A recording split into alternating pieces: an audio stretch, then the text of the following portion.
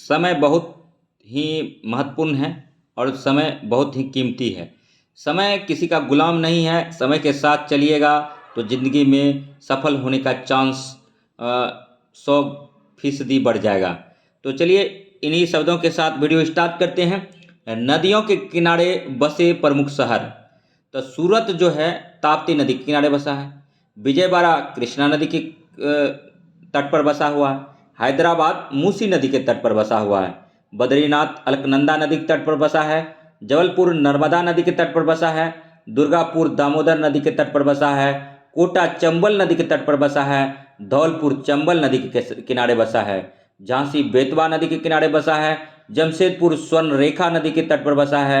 नासिक गोदावरी नदी तट पर बसा हुआ है। उज्जैन क्षिप्रा नदी तट पर बसा हुआ है।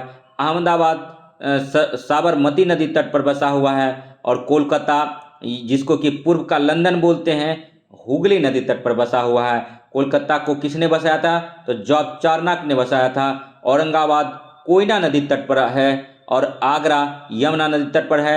दिल्ली यमुना नदी तट पर है। लखनऊ गोमती नदी पर है। और जो पूर्व का सिराज किसको बोलते हैं? तो पूर्व का सिराज जो है, आप लोग कमेंट कीजिए किसको बोलते हैं। तो जौनपुर को पूर्व का सिराज बोलते हैं। जौनपुर भी गोमती नदी तट पर बसा हुआ है, याद रखिए। इलाहाबाद गंगा यमुना और सरस्वती के तट पर बसा हुआ है। हरिद्वार गंगा नदी तट पर बसा हुआ है। कानपुर सबसे बड़ा अगर शहर बसा है गंगा नदी तट पर तो वो निसंदेह कानपुर है। और पटना गंगा नदी तट पर बसा हुआ है। श्रीरंगपट्टनम कावेरी नदी तट पर बसा है। तिरुचिरापल्ली ये कावेरी नदी तट पर बसा है। और लखनऊ जो है गोमती नदी पर बसा है। जौनपुर गोमती नदी तट पर बसा हुआ है। डिब्रूगढ़ ब्रह्मपुत्रा नदी पर बसा हुआ है। कटक महानदी के तट पर बसा हुआ है। और श्रीनगर झेलम नदी के तट पर बसा है। मुद्रे बेगई नदी के तट पर बसा हुआ है।